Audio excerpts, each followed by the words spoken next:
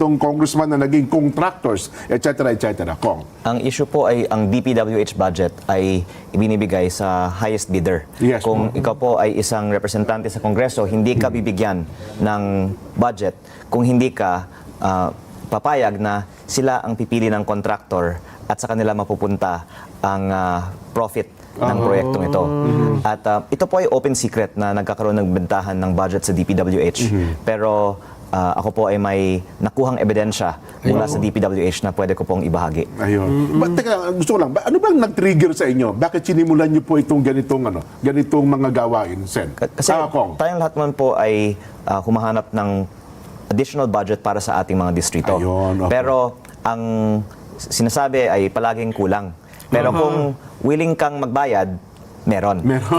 Kaya parang as a member of Congress, parang of course, unhappy tayo dyan. Kaya gusto natin sana, simula ngayon, wala nang bentahan ng budget sa DPWH. Ano po ba yung na-discover nyo, Kong? Yes, sir. So like I said a while ago, the fact na binebenta ang budget sa DPWH ay parang open secret sa Congress. Pero mahirap patunayan kung walang documentary evidence. Ayun. Opo. Pero nung Setyembre, nakakuha ako ng mga files galing kay former DPWH Undersecretary Catalina Cabral na dated August 30, 2024 tungkol sa 2025 budget.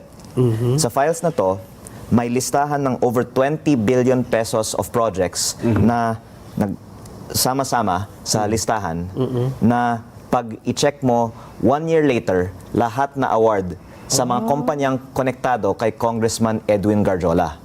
Ibig sabihin, advance na nakalagay. Either magaling manghula ang DPWH kung sino ang mananalo sa bidding o ito po ay patunay na luto ang bidding at hindi pa naaprubahan ng Kongreso ang budget, may listahan sa loob ng DPWH na kung sino ang mananalo.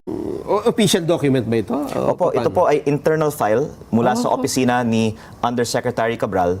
At actually, akala ko may kopyan ito ang ICI. Opo. Pero bumisita din ako sa ICI ngayong linggo at nalaman ko na nawala pa lang mga computer ni Yusek Cabral. Grabe. Kaya para malaman natin ang mga proponent ng mga insertion sa budget, maganda sana kung ibigay ng DPWH sa ICI ang files ni former Yusek Cabral.